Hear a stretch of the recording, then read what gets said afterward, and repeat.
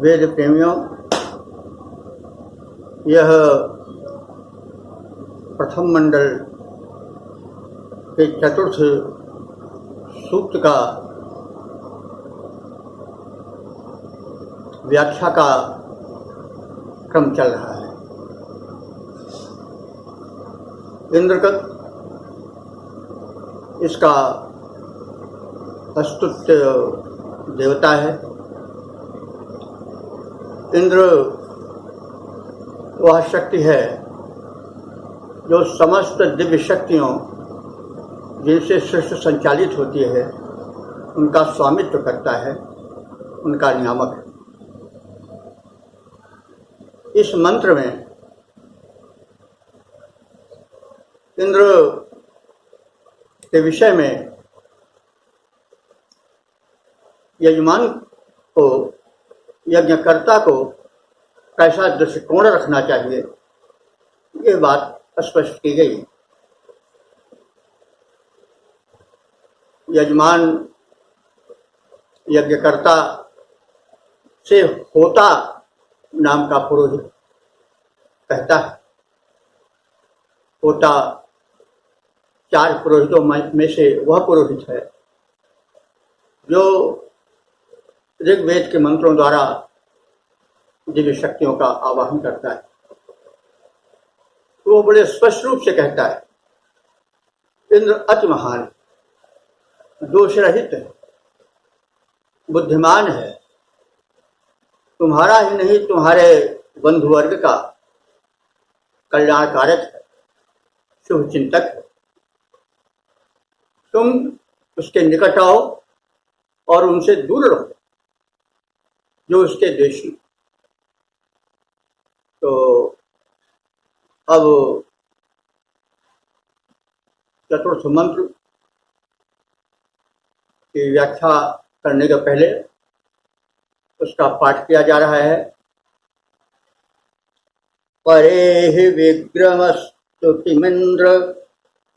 परेहि विक्रमस्तुतिमिन्द्र, परीक्षा विपश्चितं यस्ते सखेभ्य अपरम आवरम। हे यज्ञकर्ता यजमान, परेह, परेह माने दूर रहो। किससे दूर रहो? जो इंद्र के निंदक हैं, उसमें दोष दर्शन करने वाले। तो फिर निकट किसके आओ? उस परम शक्ति, चेतन शक्ति इंद्र के निकट आओ। इंद्र कैसा है? विक्रम। विक्रम माने कृपालु, दयालु। और कैसा है? अश्रितम। अश्रितम का अर्थ होता है दोष रहित, निर्दोष है, कहीं उसमें दोष का लेश मात्र नहीं। और वह इंद्र कैसा है? विपश्चितम। विपश्चित कहते हैं ज्ञानी को, वो बहुत ज्ञानी है, ज्ञान का स्रोत है। तो इस प्रकार से ऐसे इंद्र को बुलाओ और बुला करके लाभ क्या लो, उससे आपृच्छ। आपृच्छ माने भली भांति पूछो। देखो, आ और अ 2 प्रकार के उपसर्ग लगते हैं। छोटे आ से जो उपसर्ग लगता है वो निषेधात्मक होता है। नहीं, जैसे ज्ञानी के पहले अगर आ लगा दें छोटा आ, तो अज्ञानी बन जाएगा, उसका अर्थ होगा ज्ञान रहित।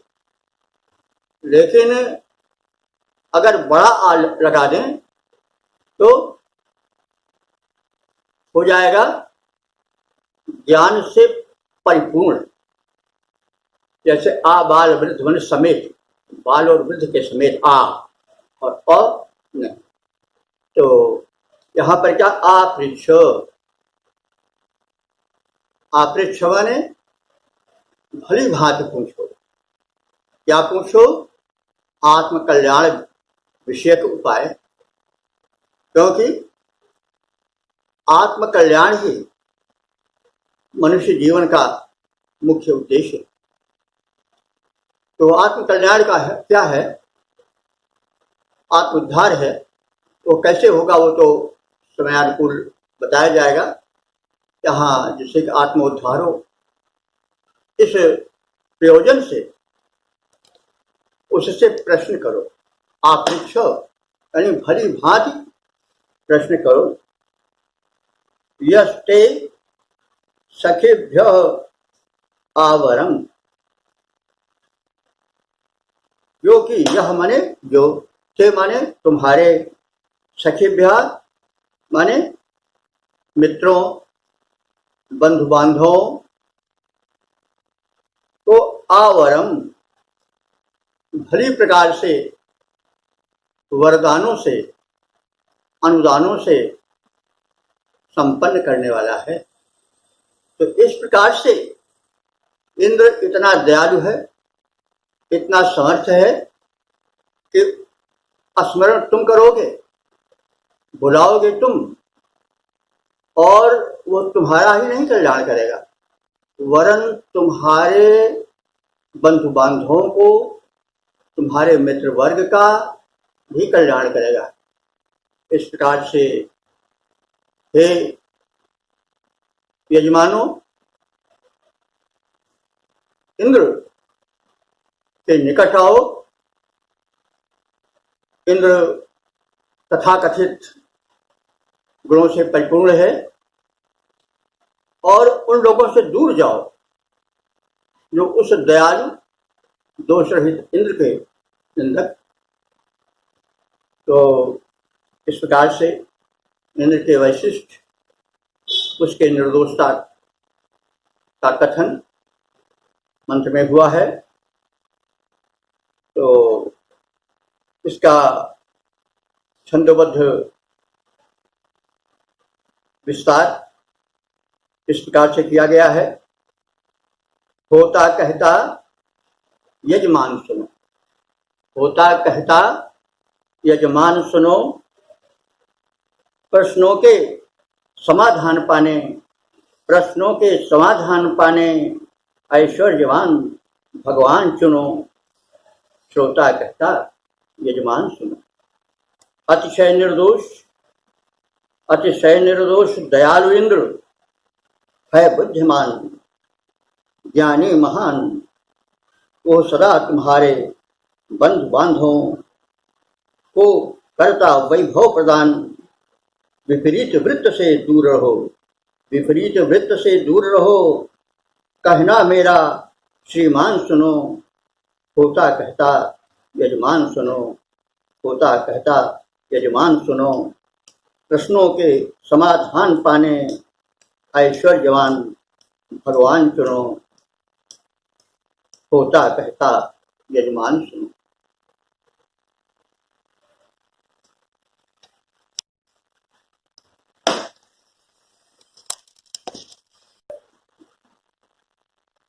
तो सुधी श्रोताओं,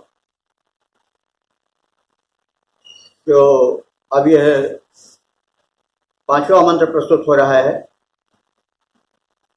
इसमें भी इंद्र की महत्ता का, उसके श्रेष्ठ स्वभाव का कथन यजमान करता है, और इसके साथ साथ यह आदेश देता है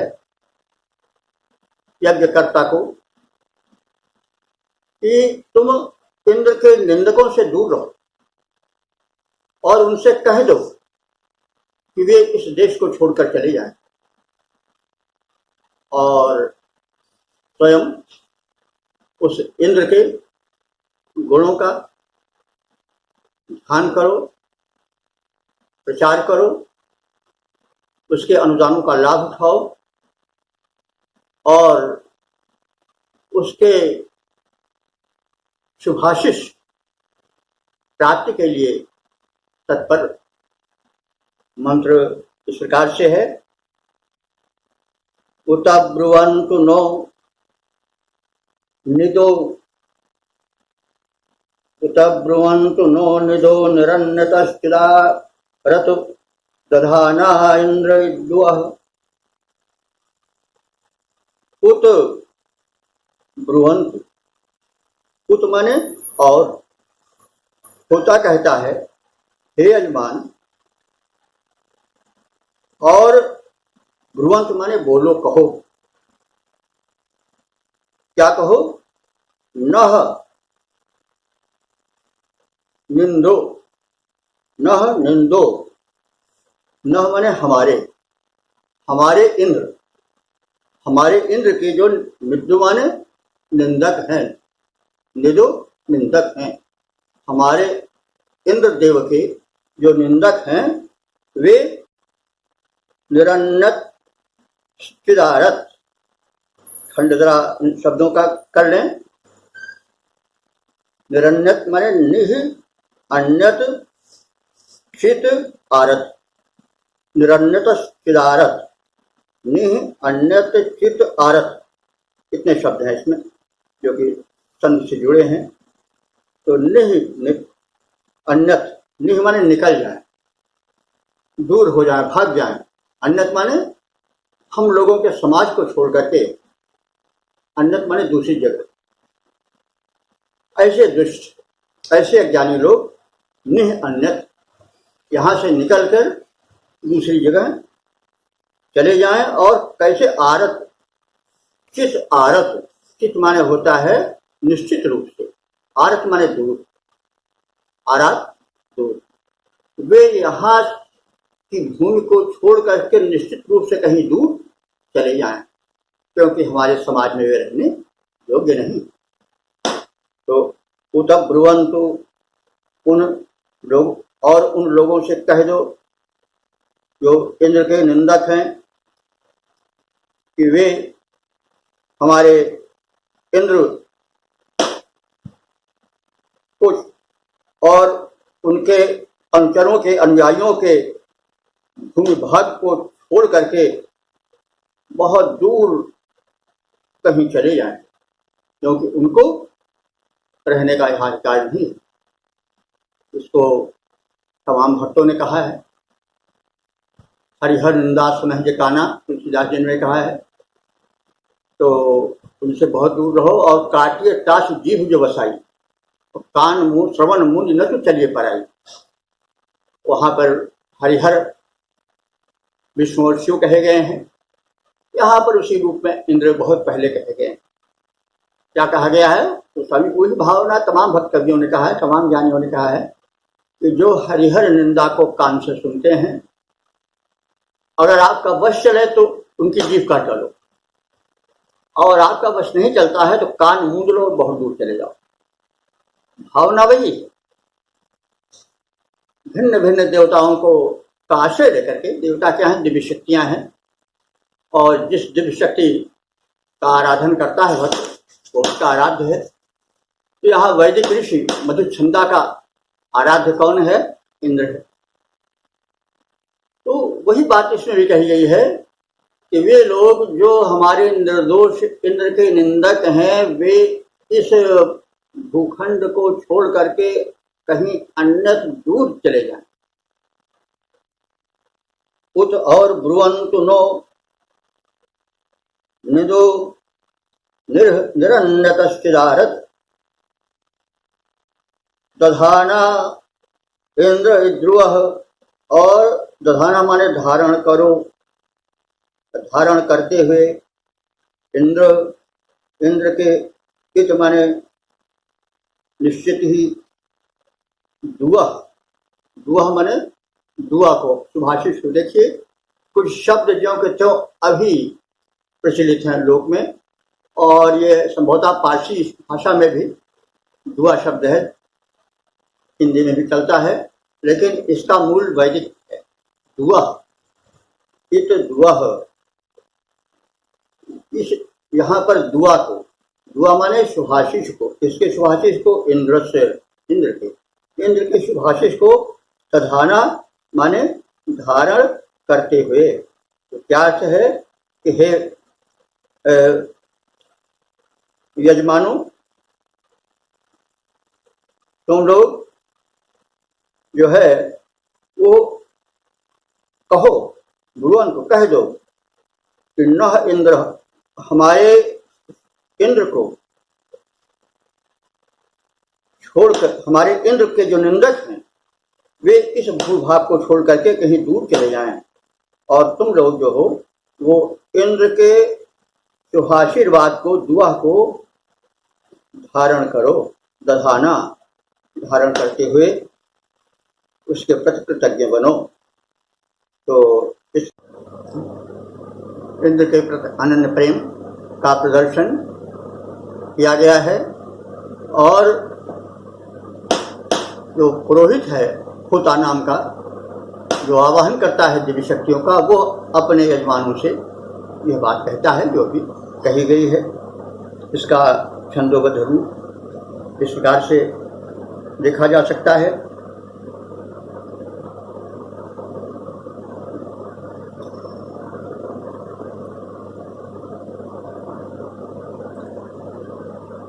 सब इंद्र रूप परमात्मा की स्तुतियां करते रहें सदा, सर्वेश्वर अंतर्यामी की परिचर्या करते रहें सदा। नास्तिक, निंदक, द्वेषी, दुर्जन यह देश छोड़ अन्यत्र बसें, शठबुद्ध पलायन कर जाएं, संबंध तोड़ अन्यत्र बसें, निर्विघ्न बने, निश्चिंत भव्य भावों को भरते रहें सदा, आशीष को भरते रहें सदा। सब तब इंद्र रूप परमात्मा की स्तुतियां करते रहें सदा, सर्वेश्वर अंतर्यामी की परिचर्या करते रहें सदा। अब अगले मंत्र में कहा जा रहा है कि इंद्र के ऐश्वर्य की छाया में निवास करो। वो ऐश्वर्यवान है। इंद्र का अर्थ ही ऐश्वर्यवान होता है। ऐश्वर्य क्या है? आत्मिक शक्ति, भौतिक शक्ति और संपन्नता की ऐश्वर्य।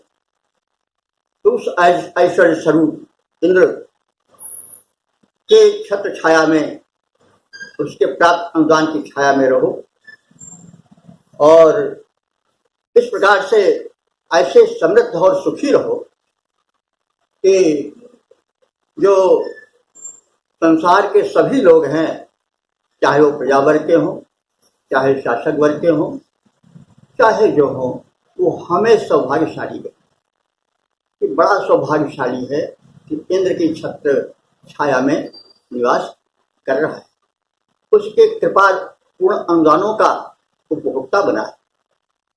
तो यह तो आशय है। अब मंत्र को पढ़कर उसके शब्दार्थ से आशय को स्पष्ट किया जाएगा। उत नः सुभगः उत नः सुभगा अरिर्वोचोर्दस्म कृष्टयः श्यामेन्द्र दस्य शर्मणि। तो यहाँ पर उत का अर्थ है और, नह हम लोग, शुभगान माने सौभाग्यशाली, अरिर्वोचोयुर्दस्म, तो अरिह वोचोयु, अरिर्वोचोयु का खंड होगा अरिह वोचोयु। अरि माने शत्रु, वोचोयु माने कहें, वचन बोले। दस्म कृष्ण, कृष्ण कहते हैं प्रजागण, सामान्य जन। श्याम माने हो, इंद्रस्य शर्मणि, इंद्र के अनुदानों के, शर्मणि माने आनंद में। शर्म माने आनंद होता है, सप्तमी एक वचन शर्म का होता है, शर्मणि आनंद में।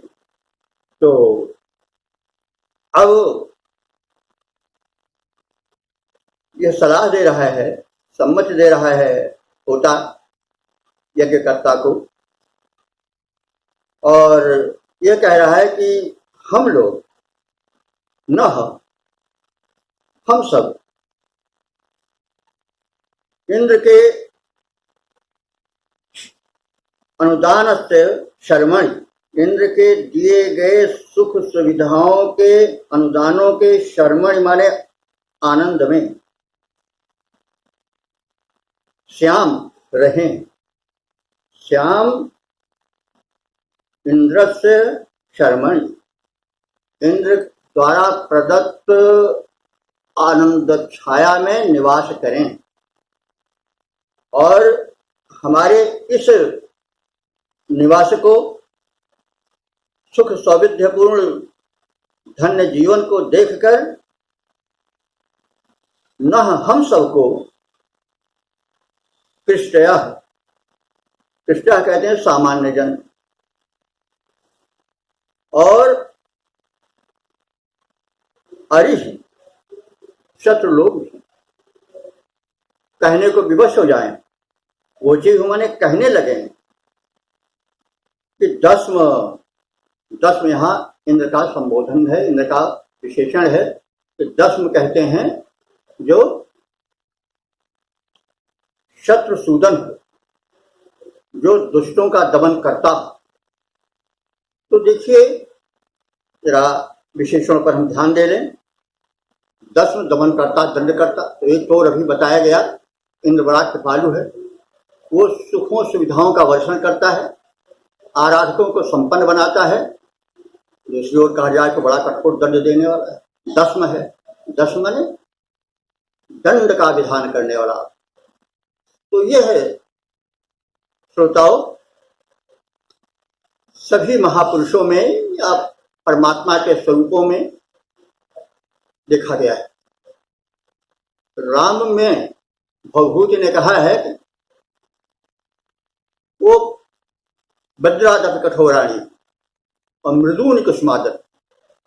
राम कैसे हैं? वज्रादपि कठोराणी, कठोर इतने हैं कि वज्र से भी कठोर है, लेकिन मृदून यही नहीं कठोर है, बड़े निर्दय क्रूर नहीं, कठोर है। जहाँ दुष्ट होते हैं, जो अन्यायी होते हैं, उनके लिए इतने कठोर बन जाते हैं कि वो काल बन जाते हैं, वज्र बन जाते हैं। लेकिन मृदून कोमल क्या है कि फूल क्या कोमल होगा, मृदून कुसुमादर। यही तुलसीदास जी ने भी कहा है कि काल रूप त्यंकरमय ताता, शुभ अशुभ करो फलदाता। मैं ये न समझो कि बहुत कोमल हूँ, ऐसे ही सबको जो चाहे वो देता रहता, नहीं, मैं बहुत कठोर भी हूँ और मैं काल रूप बन जाता हूँ। त्यंकर माने उन दुष्टों के लिए, काल रूप त्यंकरमय ताता और शुभ अशुभ करो फलदाता। मैं शुभ और अशुभ कर्मों का फल देने वाला हूँ। यदि तुलसीदास जी ने राम को बड़ा दयालु माना है, लेकिन ये कहा भैया यह समझ करके न रहो कि तो दयालु हम हाथ जोड़ लेंगे और कह देंगे कि भगवान क्षमा करो, तो नहीं, ऐसा नहीं कर सकते।